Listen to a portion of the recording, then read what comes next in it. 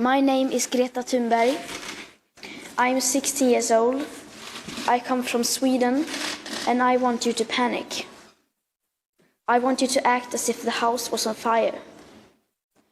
I have said those words before, and a lot of people has explained why that is a bad idea. A great number of politicians have told me that panic never leads to anything good. And I agree. To panic unless you have to is a terrible idea. But when your house is on fire and you want to keep your house from burning to the ground, then that does require some level of panic. Our civilization is so fragile, it is almost like a castle built in the sand. The facade is so beautiful, but the foundations are far from solid. We have been cutting so many corners.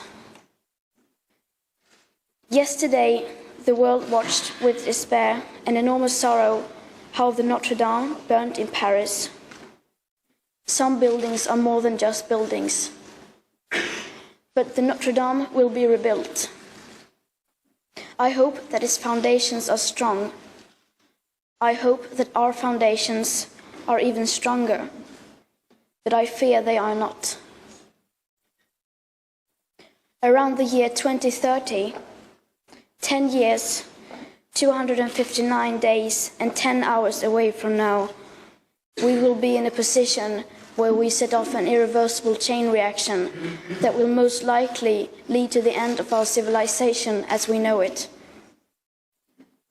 That is, unless in that time, permanent and unprecedented changes in all aspects of society have taken place,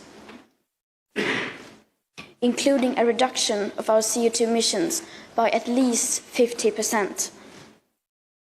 And please note that these calculations are depending on inventions that have not been yet invented at scale.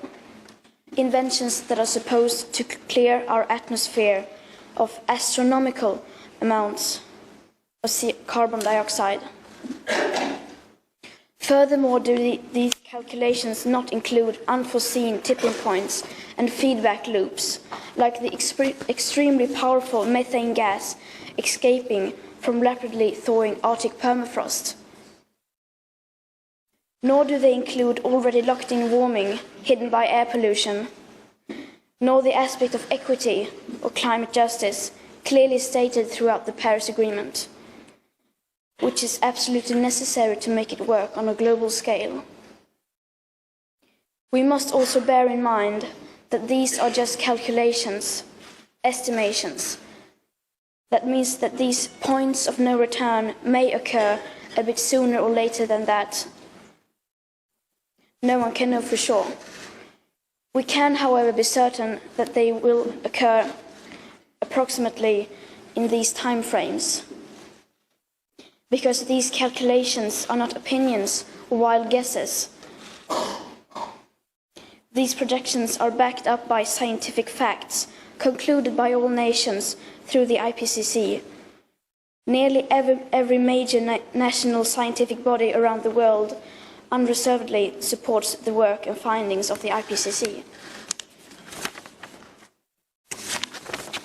We are in the midst of the 6th mass extinction, and the extinction rate is up to 10,000 times faster than what is considered normal, with up to 200 species becoming extinct every single day.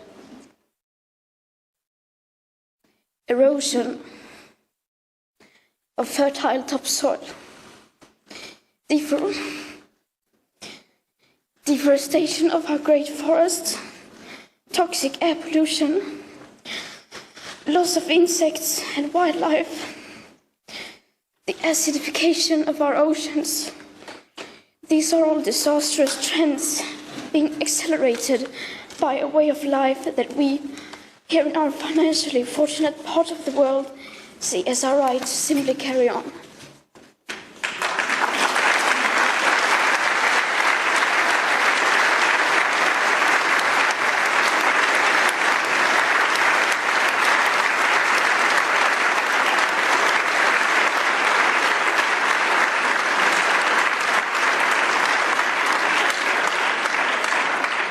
But hardly anyone knows about these catastrophes or understand how they are just the first few symptoms of climate ecological breakdown.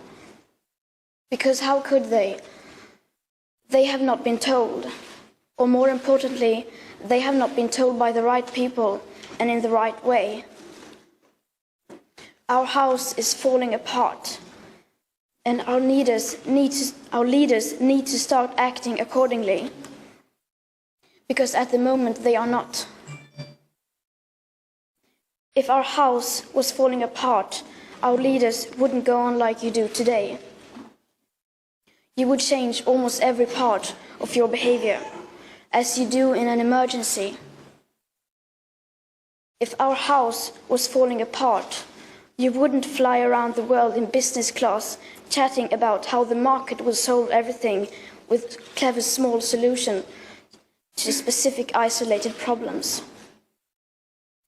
You wouldn't talk about buying and building your way out of a crisis that has been created by buying and building things.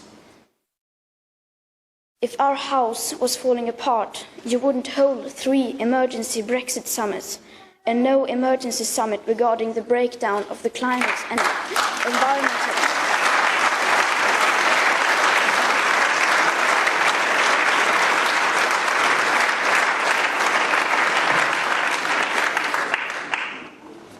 You wouldn't be arguing about phasing out coal in 15 or 11 years. If our house was falling apart, you wouldn't be celebrating that one single nation like Ireland may soon divest from fossil fuels. You wouldn't celebrate that Norway has decided to stop drilling for oil outside the scenic resort of Lofoten Island, but will continue to drill for oil everywhere else for decades. It's 30 years too late for that kind of celebrations. If our house was falling apart, the media wouldn't be writing about anything else. The ongoing climate and ecological crisis would make up all the headlines. If our house was falling apart, you wouldn't say that you have the situation under control and place the future living conditions for all species in the hands of inventions that are yet to be invented. And you would not spend all your time as a politician arguing about taxes or Brexit. If the walls of our house truly came tumbling down, surely you would set your differences aside and start cooperating.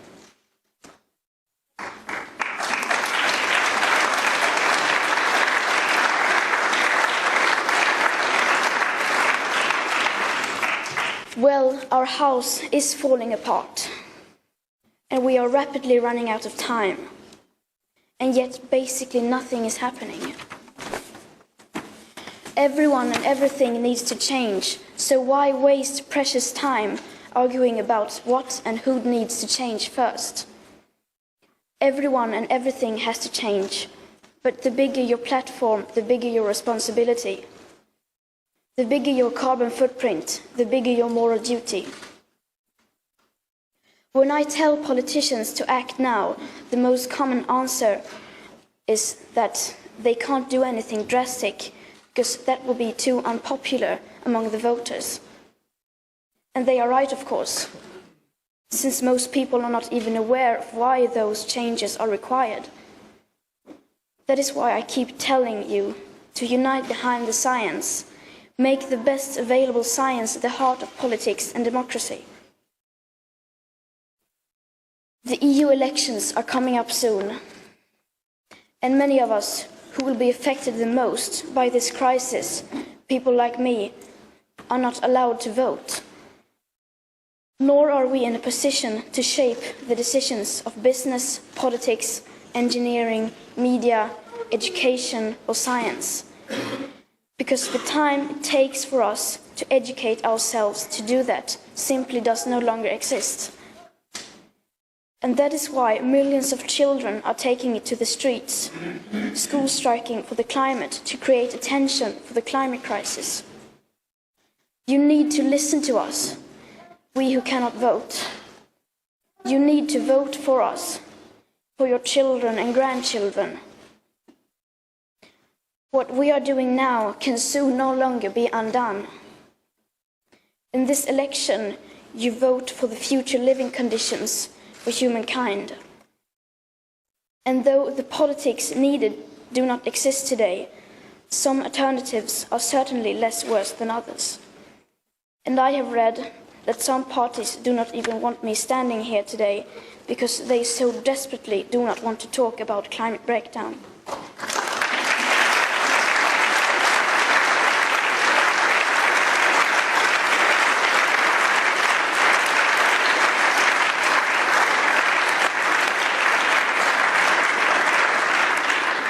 Our house is falling apart.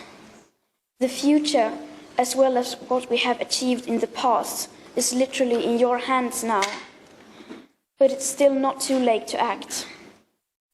It will take a far-reaching vision. It will take courage. It will take a fierce determination to act now, to lay the foundations where we may not know all the details about how to shape the ceiling. In other words, it will take cathedral thinking. I ask you to please wake up and make the changes required possible. To do your best is no longer good enough. We must all do the seemingly possible. And it's okay if you refuse to listen to me. I am, after all, just a 16-year-old schoolgirl from Sweden. But you cannot ignore the scientists, or the science, or the millions of school-striking children who are school-striking for the right to a future. I beg you, please do not fail on this.